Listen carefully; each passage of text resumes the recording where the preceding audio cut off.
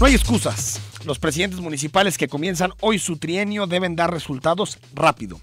En materia de seguridad, no podrán poner los pretextos del pasado, ni irse contra la Fiscalía y menos contra el nuevo sistema de justicia penal. Todo el poder recae en Movimiento Ciudadano y será su responsabilidad dar resultados en un periodo breve. El periodo 2015-2018 presentó incrementos en materia de inseguridad hasta de 200% en muchos delitos. Seguir esa dinámica sería intolerable. Cada municipio tiene sus desafíos. Sin embargo, hay denominadores comunes innegables. La violencia debe finalizar. Todos los días sabemos de cadáveres, policías abatidos en el cumplimiento de su labor y estrategias que fracasan en la práctica. No queda mucha tolerancia en esta materia. Los servicios públicos también tienen que mejorar. Cada municipio tiene virtudes y deficiencias. No es lo mismo Guadalajara que Tonalá y tampoco Zapopan y Tlaquepaque.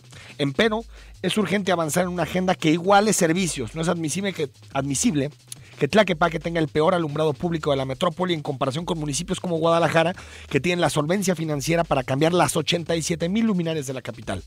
No podemos construir una ciudad con una identidad compartida si antes no tenemos servicios comparables. También espero que los problemas metropolitanos tengan soluciones metropolitanas.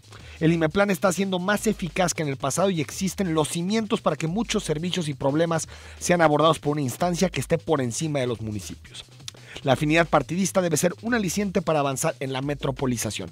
Este 1 de octubre comienza la etapa naranja en la ciudad. No hay pretextos, ni hay priistas infiltrados, ni nada. El ciudadano decidió darles todo el poder. Es tiempo de dar resultados. Soy Enrique Tucen y comenzamos Cara a Cara. En esta mesa dialogan todas las ideas. Se genera la noticia y se dicen las cosas. Cara a Cara. La información clara y precisa, en voz de sus protagonistas. Cara a Cara, con Enrique Tucen.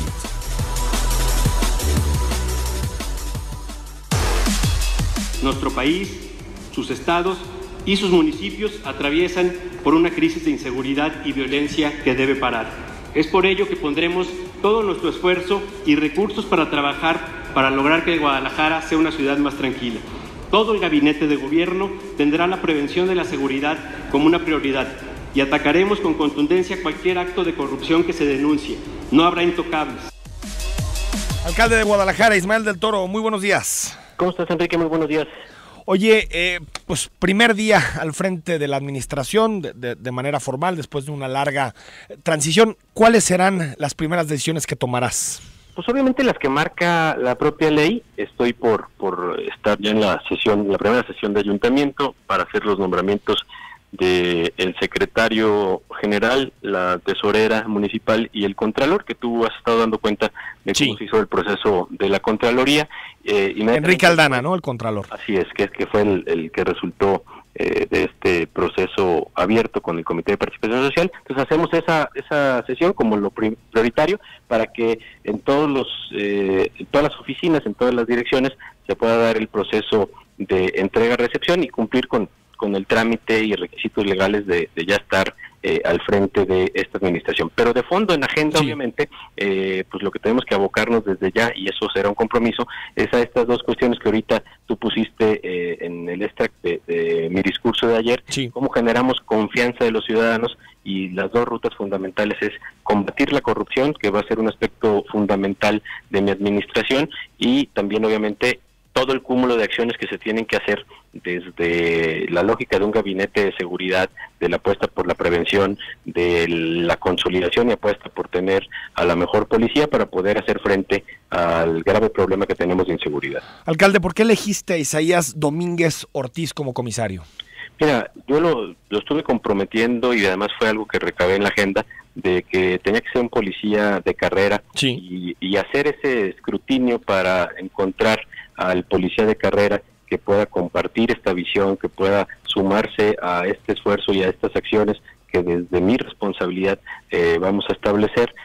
Fue el resultado de un análisis, de estar explorando elementos que tenían esas condiciones y también obviamente ya teniendo claro quién podía ser, preguntarle a organismos de la sociedad civil, a iniciativa privada, a autoridades del orden federal y local, revisar si no tenía algún antecedente, un vínculo, y poder tener una persona que me dé la certeza de que a partir de hoy y bajo mi mando vamos a ejecutar las acciones que son necesarias para poder hacer frente a la seguridad. Es decir, Isaías Domínguez fue palomeado por el gobierno federal, el entrante.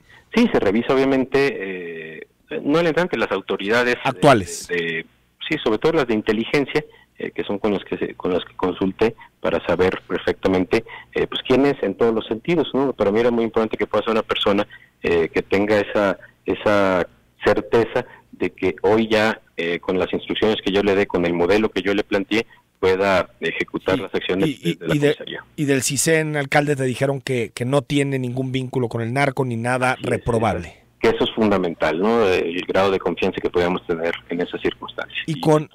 Y con la próxima administración, la de López Obrador, ¿tuviste diálogo, pusiste ese nombre sobre la mesa? Más bien se había tenido diálogo y nos habían pedido que hiciéramos esas consultas a través de las instancias formales. Es decir, las actuales. Así es. Ismael del Toro, tú sabes que Domínguez Ortiz lo publicaron algunos medios este domingo, entre sábado y domingo, tiene un antecedente y fue acusado en su momento de haber torturado a 3 personas. ¿Tú conoces este antecedente? ¿Platicaste con él de este tema en específico? Sí, mira, eso es muy importante aclarar.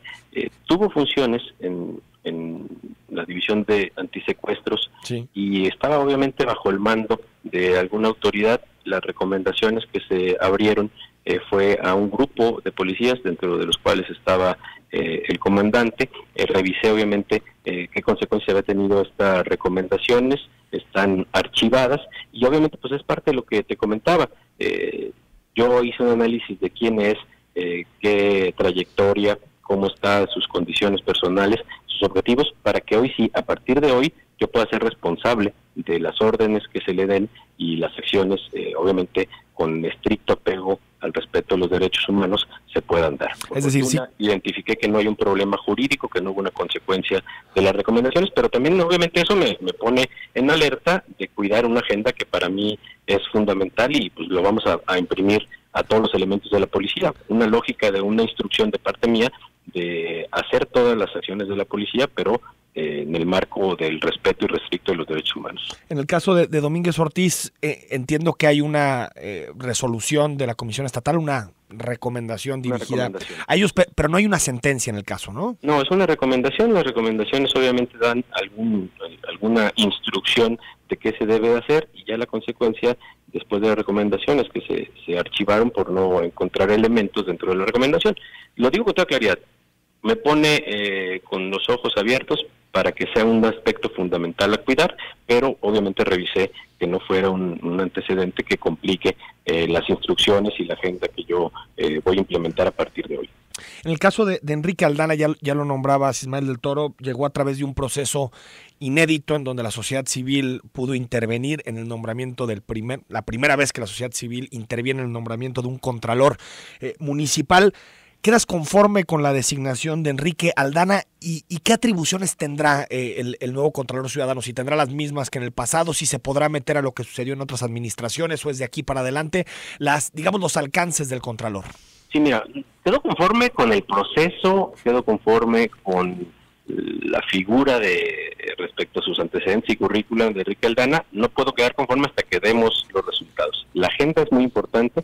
Abrir la Contraloría a los ciudadanos es la primera muestra de que voy a ser totalmente cumplidor de una agenda de combate a la corrupción. Encontré en Enrique Aldana elementos técnicos de conocimiento, en elementos de historial, en elementos de profesionalización, y obviamente en una revisión de su calidad moral, y además a través de la entrevista, en la empatía, en la forma de pensar conmigo para el combate a la corrupción. Son los elementos que encontré para que esté satisfecho para presentarlo hoy al ayuntamiento y que se vote como contralor, pero vamos a llevar una agenda ardua a través también de un gabinete anticorrupción para hacer frente a todo esto. Las facultades de la Contraloría ya están inmersas en toda la reforma del sistema anticorrupción, ¿no? Sí. Son los entes municipales que llevan los procedimientos, y es que evidentemente sí se puede actuar contra cualquier funcionario que haya cometido alguna irregularidad, además de que soportan también aspectos preventivos, que creo que va a ser fundamental desde mi instrucción en esta administración para combatir la corrupción. Ayer hubo una manifestación, lo sabes, Ismael del Toro, unas 1,000 personas más o menos se congregaron en torno a la estatua del sincretismo y parecía que el mensaje era precisamente a quien en este momento está tomando las riendas del municipio, en este caso tú. ¿Has tenido comunicación con ellos? ¿Sabes quiénes son estos grupos que se manifestaron? No he tenido comunicación, pero tampoco dejo de advertir y escuchar, y creo que pues es la misma agenda, ¿no? Hay que entender cómo un programa de arte público debe tener consecuencias positivas, debe ser analizado. Yo, mi expresión siempre de saber escuchar y atender y tomar una decisión que deje tranquilos a todos los zapatillos. No es un asunto en el que me vaya a abocar, obviamente, el día de hoy. Hay que dejar resuelto todos los demás, pero la agenda de las organizaciones sociales, de los zapatillos, la agenda de los reclamos que le puedan hacer a su autoridad en todos los sentidos, pues va a encontrar siempre escucha por parte mía y eco cuando sean peticiones viables y que podamos resolver. Antes de despedirte, ¿ya definiste, Ismael del Toro, quién va a ser tu jefe de gabinete? Estoy ya en esa definición. Yo creo que el día de mañana lo anunciamos. El día de mañana anuncias a tu jefe de gabinete. Así es. Alcalde, gracias. Muy buenos días. ¿De qué? Ismael del Toro, alcalde de Guadalajara, ayer tomó protesta de la capital del municipio de Guadalajara, un discurso centrado en la seguridad, como casi todos los presidentes municipales del área metropolitana, que hablaron mucho de ese tema, del asunto de la seguridad, y sí, es muy grave lo que está sucediendo en la ciudad desde hace muchas semanas. Un habitante de esta ciudad muere cada 4 horas y media, es decir, una cifra que es totalmente lastimosa. Cada 2 horas y cuarto más o menos hay un asalto a una casa. Es decir, estamos hablando de indicadores que son lacerantes para la ciudad, y por supuesto que en el primer año y medio los alcaldes tienen que demostrar que pueden dar resultados en la materia. Iremos platicando más en entrevistas a fondo con ellos en los próximos días. El miércoles está aquí Salvador Zamora de Tlajomulco, el viernes está Tonalá. La próxima semana tendremos posibilidad de abundar lo que ya platicamos en este momento con Ismael del Toro, para que nos expliquen cuáles son sus estrategias para atender los principales problemas de la ciudad. 9:16 a.m. Vamos a ir al corte y regresamos con una información que seguramente te va a interesar. El Tribunal Electoral tuvo sesión este fin de semana, el domingo, pues casi con las horas contadas para el inicio de las administraciones municipales, y una de las resoluciones que más controversia ha causado es la modificación de cómo queda el Congreso del Estado. El tribunal le da un portazo a la definición que tomó en su momento el Instituto Electoral de cómo se debía integrar la próxima legislatura, y le quita un diputado al PAN y lo deja con 7, es decir, pasar de 8 a 7, y le da 1 al PRI, al Partido Revolucionario Institucional, para pasar de 4 a 5. La polémica no es solo que Hernán Cortés sale, un político panista de mucha abolengo al interior de este instituto político, sino que quien entra del PRI es el secretario privado del gobernador, Manuel Alfaro. Vamos al corte y hablamos con el presidente del tribunal, Rodrigo Moreno. 9:21 a.m.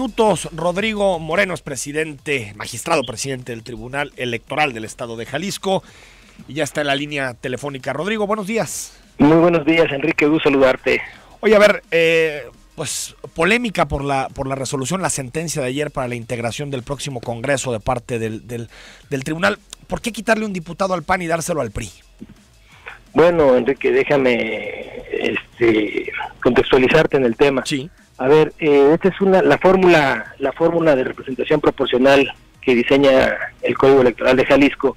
Es una fórmula que es muy polémica. Es muy polémica desde la óptica que ha tenido muchos ajustes desde varios procesos, y no es la excepción el proceso pasado, en 2015, también se hizo una interpretación diversa, e sí, incluso sufrió algunas inaplicaciones esa fórmula por el tema de la coalición, las coaliciones, los partidos que integraban coaliciones. Entonces, lo que sí quiero plantear es que siempre nos ha dado motivo de estudio esa fórmula, y bueno, hoy interpretamos esa fórmula de manera diferente y respetuosa, como lo había hecho el Instituto Electoral y de Participación Ciudadana. ¿En qué se equivocó el IEPC para que ustedes corrigieran esta asignación? No, me parece que no es equivocación, de ninguna manera es equivocación. Insisto, esta fórmula tiene muchas vertientes desde la óptica que no especifica, por ejemplo, la vuelta del 3%. Sí. En el primer ejercicio que se hace, si conoces la fórmula, establece que todos los partidos que lleguen a tener el 3% de la votación válida emitida tendrán derecho a un diputado. Sí. Pero ya hay criterios de la Sala Superior, hay criterios de la propia Corte en acciones de inconstitucionalidad, algunos presentes en otros estados con legislaciones similares, que establecen que se debe de cobrar la primera vuelta para no distorsionar, pero hoy nosotros nos ajustamos a lo que dice el texto legal de Jalisco. En Jalisco no se establece específicamente, insisto, como en otras legislaciones, donde dice que se quite o no. En este caso dice que los partidos que lleguen al 3 tendrán derecho, pero no dice que se le quite o no se le quite. Nosotros consideramos que se debe de conservar la votación y el partido que llegue al 3% conservar su votación para la siguiente vuelta. Es decir, ¿ustedes lo que notaban es que el PRI estaba subrepresentado? Es correcto. El PRI y Morena, después de hacer un ejercicio, se determinó que estaban subrepresentados y en este caso, en este diseño de fórmula, en este ejercicio de la fórmula, en esta interpretación, se determina que el PAN está sobrerepresentado, por lo cual ya no alcanza a tener un diputado más y ese diputado le corresponde al Partido Revolucionario Institucional. Magistrado, sabes que va a haber polémica porque quien entra a través de esta decisión del tribunal es Manuel Alfaro, que es secretario privado del gobernador. Es correcto, pero déjame decirte para todo tu auditorio que nosotros como juzgadores en la palestra jurisdiccional, nosotros no vemos nombres, nosotros no vemos personajes ni instituciones. Nosotros estamos aplicando e interpretando la ley, ajustándonos a las normas y a los criterios emitidos por la Sala Superior y al propio código que es diseñado por los propios diputados y legislativo del Estado de Jalisco. Esa es la función de un tribunal. Nunca hubo comunicación de Casa Jalisco ni ningún tipo de lobby para, digamos, para cambiar la forma en que se integra la legislatura. No, bueno, mira, déjame decirte que eso es mera especulación.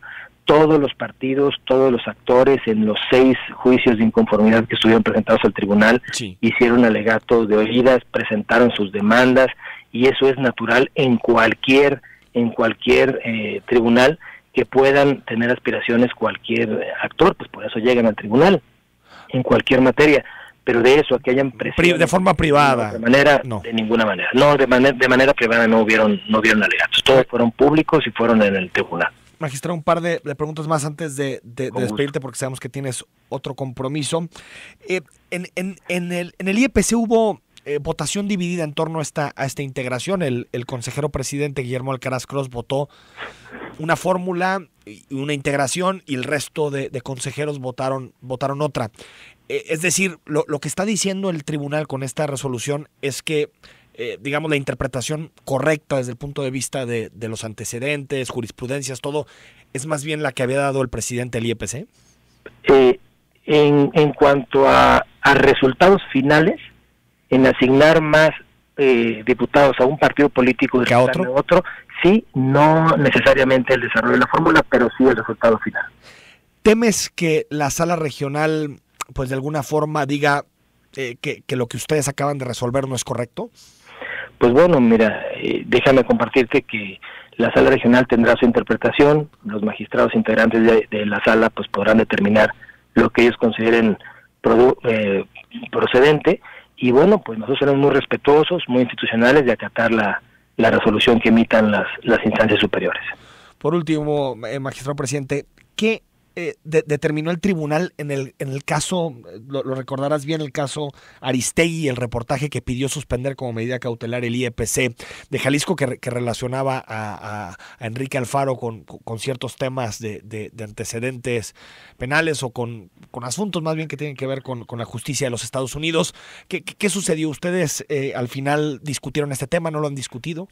Aún no, déjame compartirte que precisamente esta semana llegará al tribunal de regreso el asunto de Aristegui para poder nosotros pronunciarnos. Y esto es porque se mandó por unos ajustes técnicos, algunos temas de requerimiento de notificaciones y emplazamientos de vuelta al instituto, como recordarás, sí, platicamos en algún momento, y esta semana precisamente llega al tribunal para poderlo estudiar y en breve podemos nosotros resolver. Esta semana llega al tribunal, van a estudiar el caso y después van a decir públicamente qué día sesionan. Es correcto. Rodrigo Moreno, magistrado presidente del Tribunal Electoral del Estado de Jalisco, gracias por estos minutos para Cara a Cara. Un gusto, como siempre, Enrique, para ti y tu auditorio. Ahí está Rodrigo Moreno. La nota del fin de semana, sin duda, en términos políticos, fue la modificación de la integración de la próxima legislatura.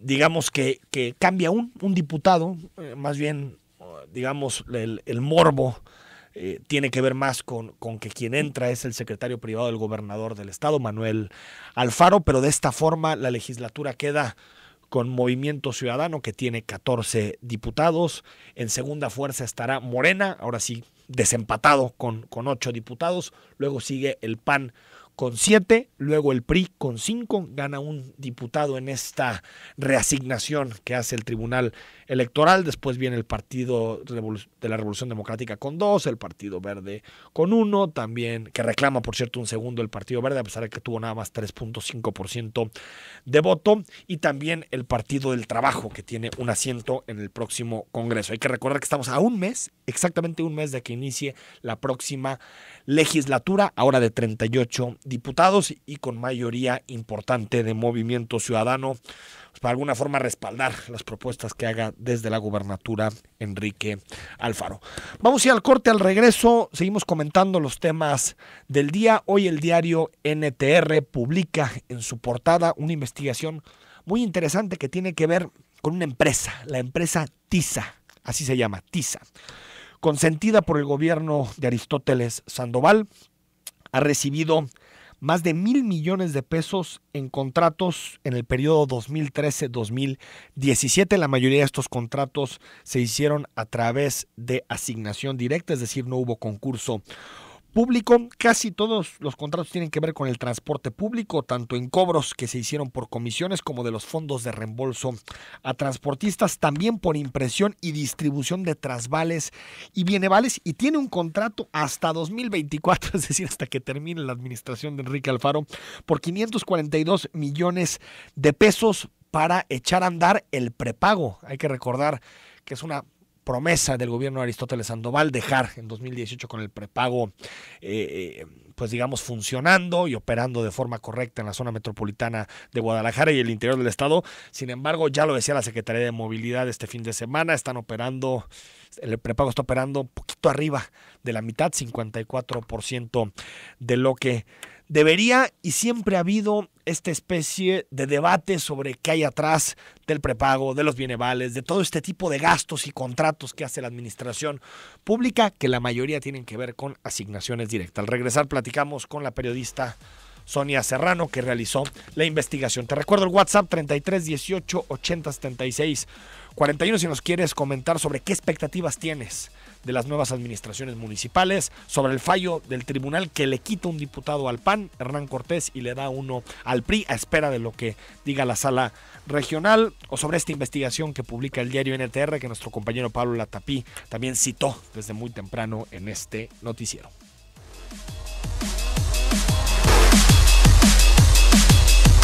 Nueva la mañana con 35 minutos. Empresa TISA, así se llama, apréndase el nombre, consentida por el gobierno de Aristóteles Sandoval. En el periodo 2013-2017 ha recibido contratos por 1,000 millones de pesos, casi todos por asignación directa, y todavía tiene un contrato en vigor hasta 2024 para la operación del prepago, por el cual cobrará 542 millones de pesos. Profundizamos esta información con la periodista Sonia Serrano, que tiene la amabilidad de recibir esta comunicación. Sonia, muy buenos días. ¿Qué tal, Enrique? Muy buenos días. Bueno, pues primero gracias por retomar este tema. Encantados. Muy buena investigación.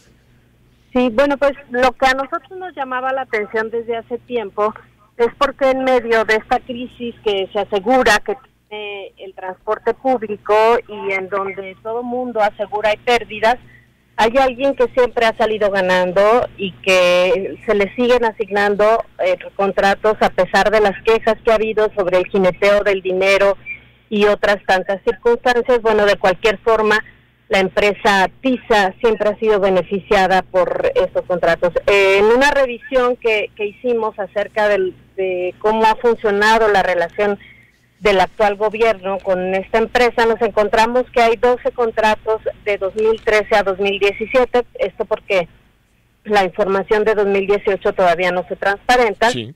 y que esta empresa ha tenido el manejo pues prácticamente de todo el dinero del transporte público.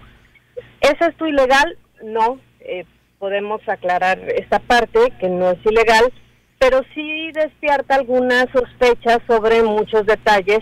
El primero de ellos, Enrique, que tú lo mencionabas Sí. al anunciar la nota, que es la asignación directa de los primeros contratos. Quizá cuando todavía no había este foco de atención sobre lo que estaba sucediendo con el transporte público, la empresa había recibido una asignación directa a los contratos para imprimir los transvales, que son estos boletos de descuento del transporte público, a través del cual ciertos sectores de la población pagan solamente la mitad Sí. del transporte, y el otro son los bienevales, que son estos pues subsidios que da la autoridad de 100% a quienes utilizan el transporte público, que son estudiantes, personas de la tercera edad o personas con alguna discapacidad.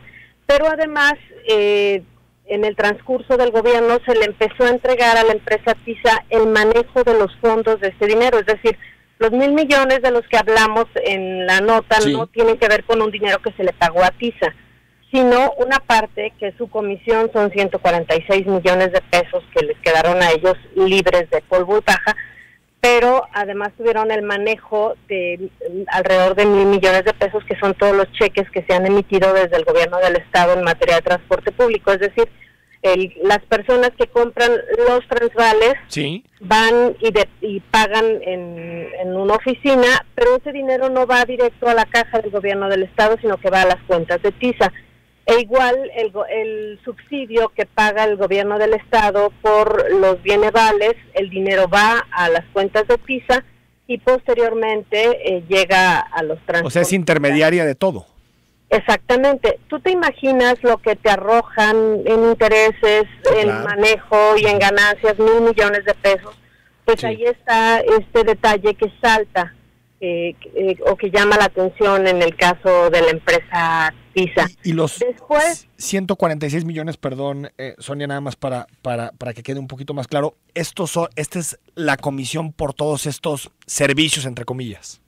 exactamente, porque es por lo que cobra TISA por la impresión del boleto y por la distribución de los mismos. Sin embargo, algo que también pudimos confirmar es que la distribución se hace en las oficinas de gobierno, y lo hemos visto cuando se llevan a cabo estas campañas de entrega. El personal que se hace cargo de la entrega de estos boletos es del gobierno, y el equipo de cómputo, aunque el software posiblemente sea de TISA, Sí. el equipo de cómputo es el del gobierno del estado, que es el que lleva el padrón.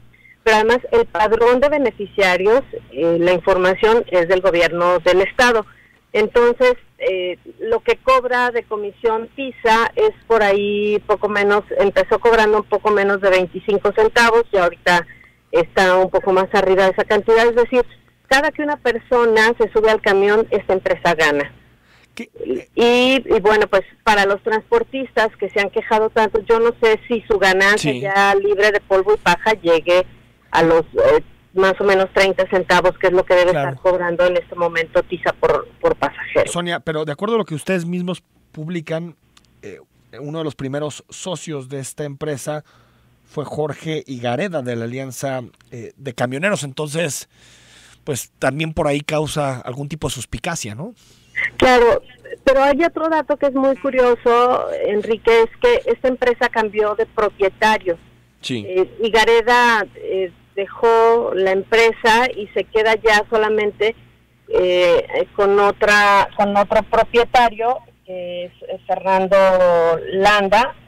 Palacio Landa, y que él se queda con la mayor parte de las acciones, y entra también alguien que ha sido quien pues aparece prácticamente en todas las reuniones, que es Enrique Saizo Alba.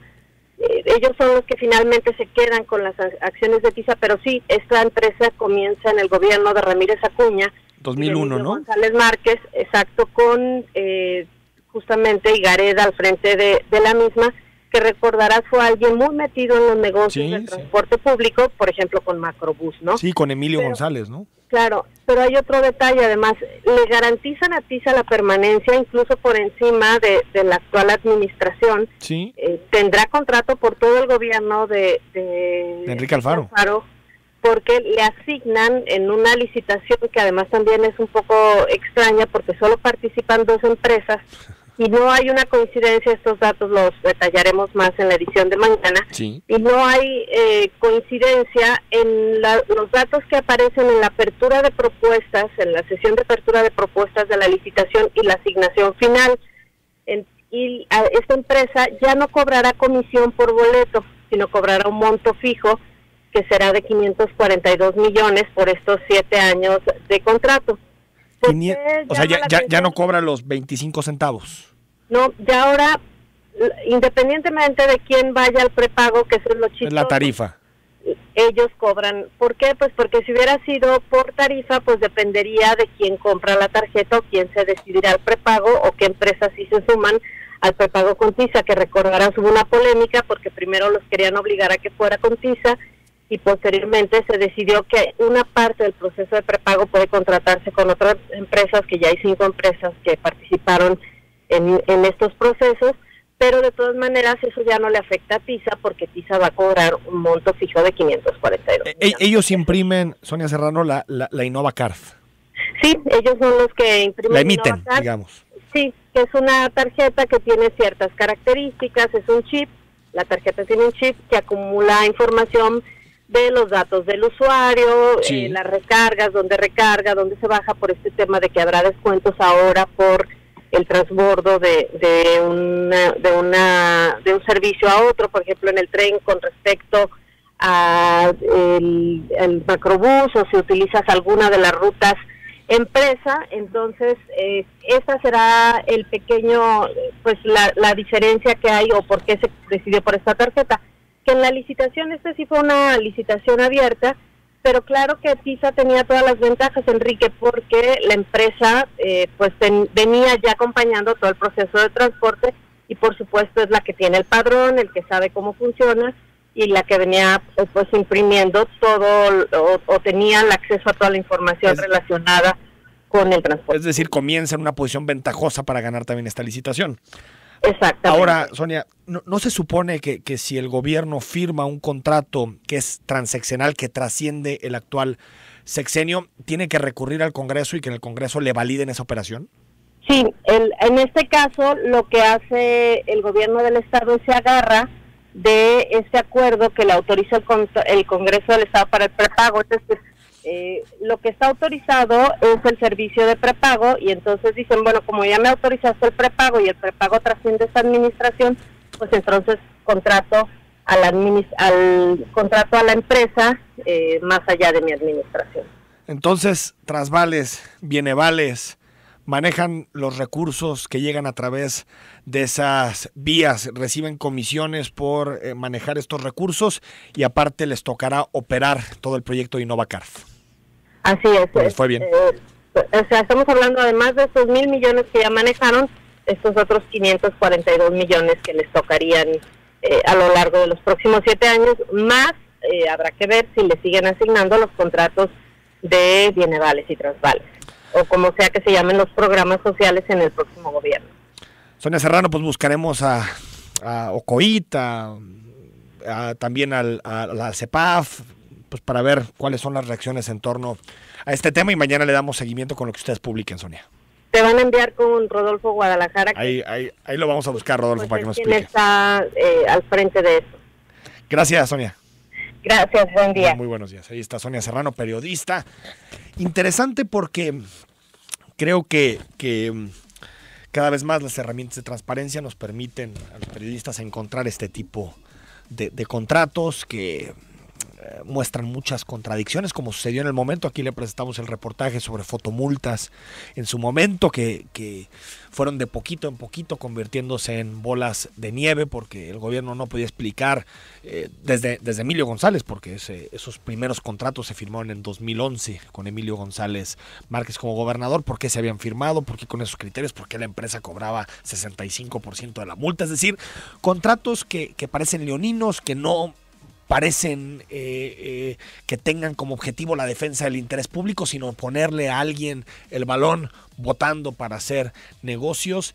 Y creo que es un asunto que no solo tiene que ser analizado desde las instancias del gobierno del Estado, porque el prepago es una de las promesas fundamentales de la administración de Aristóteles Sandoval, y si los números no cuadran o si vemos que se está favoreciendo una empresa, este tipo de acuerdos podrían descarrilar algo muy importante como es el prepago. También platicaremos más adelante, buscaremos información con relación a lo que opina la Fiscalía Anticorrupción de este tema y si cree que es un asunto que podría llegar en su momento a caer dentro de las atribuciones que tiene Gerardo de la Cruz y su equipo en la Fiscalía Anticorrupción.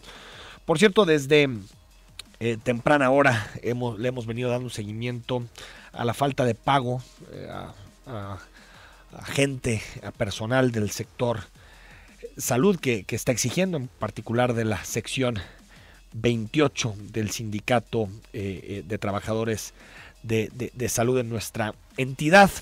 Decían que les tenían que depositar máximo el día 30, no les depositaron su pago, y contactamos desde temprana hora al secretario de Salud, Alfonso Petersen.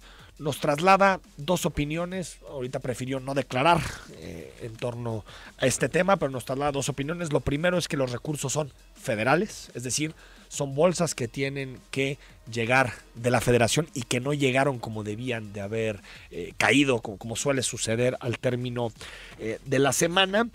Y segundo, que en este momento, ahorita mientras estamos platicando, están reunidos el secretario de Salud con su equipo para tomar decisiones y dar una respuesta antes de las 12 de la mañana. Seguramente tendremos y ampliaremos la información sobre este tema en los distintos espacios de Zona 3 Noticias. 9 de la mañana con 49 minutos, vamos al corte y al regreso seguimos platicando sobre distintos temas del día. También ya hay acuerdo trilateral en materia de libre comercio, se suma Canadá a las 12 de la noche, poquito antes de que sonara el timbre, se ratifica el acuerdo trilateral, sigue todo el proceso legislativo, ya llegó la primera copia al Senado de la República y por supuesto que leemos tus mensajes y comentarios.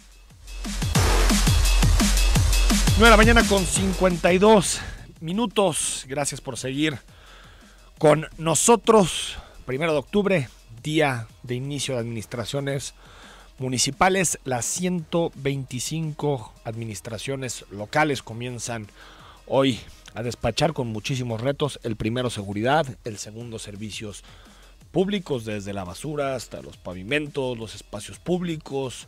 Todas son atribuciones de los presidentes municipales. Y en el caso de la ciudad, en el área metropolitana de Guadalajara, toda la ciudad gobernada por Movimiento Ciudadano. Por lo tanto, esperemos que se acaben los problemas de coordinación, discrepancias partidistas, problemas políticos y que se tomen las primeras decisiones para dar resultados. Muy temprano en esta emisión tuvimos posibilidad de platicar con Ismael del Toro. Ya hay designado comisario de seguridad en Guadalajara, apréndanse su nombre, Isaías Domínguez Ortiz. Viene de la Procuraduría de la Fiscalía General del Estado. Hubo polémica en su momento por la designación, porque en 2012, cuando pertenecía a la División de Secuestros y Extorsiones, fue acusado de torturar a 3 personas. Ismael del Toro nos dijo que conocía estos antecedentes, el nuevo alcalde de Guadalajara, pero que entendía que tenía el perfil, que rebotó ese nombre con las instancias federales, en particular con el CISEN, que le trasladó su opinión el CISEN, diciendo que no tiene ningún vínculo comprobable con el crimen organizado, el desde hoy comisario de Guadalajara. Y también nos mencionó que habló con él y que ratifica sus, digamos, su compromiso con los derechos humanos y con las garantías de los ciudadanos. Hay que estar atentos. es importante que los comisarios no solo sean eficaces a la hora de implementar estrategias, sino que también tengan un compromiso con los derechos humanos, no solo por teoría o por esta idea garantista de la sociedad, sino también porque si se violan derechos humanos, si se violan debidos procesos, después esos criminales pueden acudir a distintas instancias y por lo tanto salir de prisión. Es decir, el compromiso con los derechos humanos tiene que ser totalmente tangible. Algunos mensajes, Gaby, buen día, Enrique, días de cambio de gobierno, pero ¿cuándo vamos a cambiar nosotros? Por más que se cambien los gobiernos, letrero dice, evite tirar basura, la gente se tiene que bajar de la banqueta para poder transitar unos metros más. Adelante encontramos llantas, unos medallones de unos vehículos que llevan casi 2 meses, todo eso, calle Porvenir y Emiliano Carranza en Tlaquepaque Centro.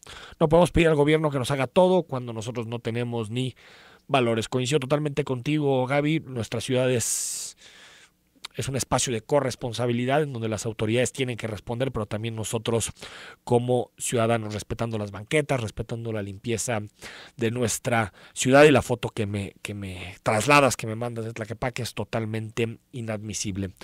Tatiana, que nos hace una denuncia de un camión federal, en este caso River, sobre López Mateos, bajando pasajeros en carril de alta velocidad, lamentable, ya lo hemos dicho en muchas ocasiones y también en el noticiero de mi amigo Pablo Latapí, que al final estamos hablando de una anarquía metropolitana. La policía vial hace mucho tiempo que dejó al libre albedrío de los automovilistas y de los ciudadanos hacer lo que quieran en las calles y vemos también en el caso del transporte público una anarquía totalmente intolerable.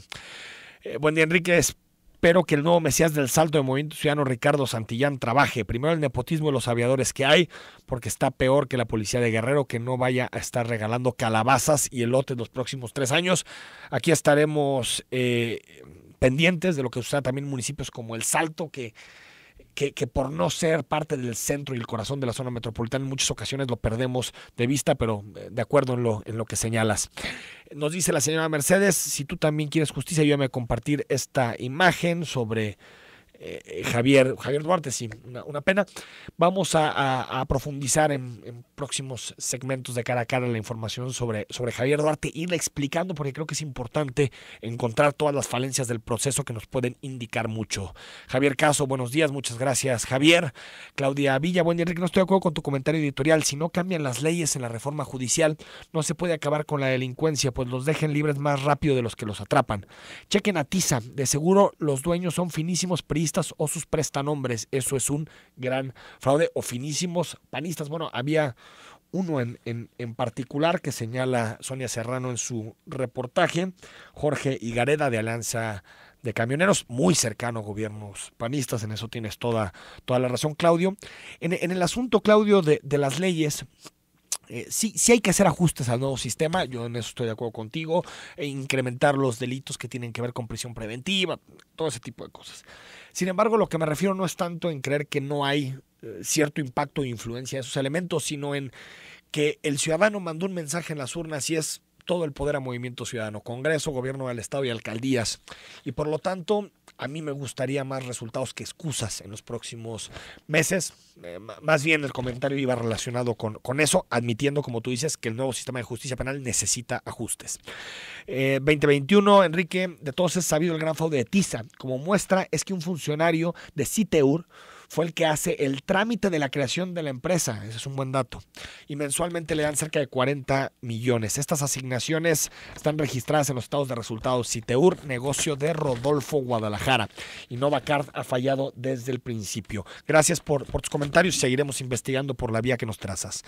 Chema, buen día. El día de ayer fui con mi familia a Colomos y sorpresa que nos llevamos al encontrar un tianguis en la zona donde pensábamos estar. Había puestos por todas partes y lo peor, estaban vendiendo cervezas y bebidas alcohólicas. Vamos a preguntar a Guadalajara, fue exactamente el cambio de administración, entonces no sé si hubo cierto desconcierto precisamente por eso, pero vamos a preguntar con mucho gusto, Chema. Alejandro Arriero, buenos días. El asunto del prepago es una ineptitud por parte de los involucrados. La tarjeta Innovacard no funciona en el macrobús ni en la mayoría de los camiones que cuentan con el dispositivo de cobro electrónico. Vamos a buscar a Rodolfo Guadalajara esta misma semana para platicar con él. Gracias, Alejandro, por tu comentario. Daniel Vázquez manda saludos. Muchas gracias, Daniel. Adalberto Cuervo, buenos días. Nunca en mi vida había visto Guadalajara tan horrible, tan insegura, tan sucia, con tantos hoyos en las calles. Todo está peor que nunca con estos señores de Movimiento Ciudadano. ¿Qué nos espera dentro de los próximos 6 años? Van a seguir haciendo obras, figuras como las de Lázaro Cárdenas, gastándose nuestro dinero. Pónganse a trabajar y dejen de robar Alfaro y su séquito. Y 7944, gracias por tu comentario, ya lo habíamos leído, relacionado precisamente con el caso del Salto. Nos vamos, hoy comienzo también a conducir la tercera emisión de Zona 3 Noticias. Escúchanos a las 6 de la tarde para platicar de los temas del día, profundizar algunos que dejamos abiertos en Cara a Cara y bueno, tratar de tenerte bien informado, con contrastación, con periodismo, para que tú tengas la mejor información sobre lo que sucede en nuestra ciudad. Soy Enrique Tucen y nos escuchamos al ratito, nos escuchamos a las 6.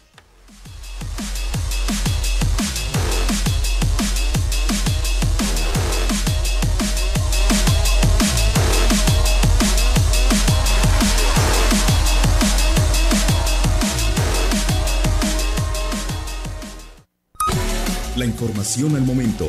Escúchala en Canal Continental de Noticias. Se deslinda Eduardo Almaguer por el manejo de los cuerpos sin identificar resguardados en tráilers. A partir de este lunes se podrá solicitar y expedir la cédula profesional de manera electrónica. Donald Trump felicita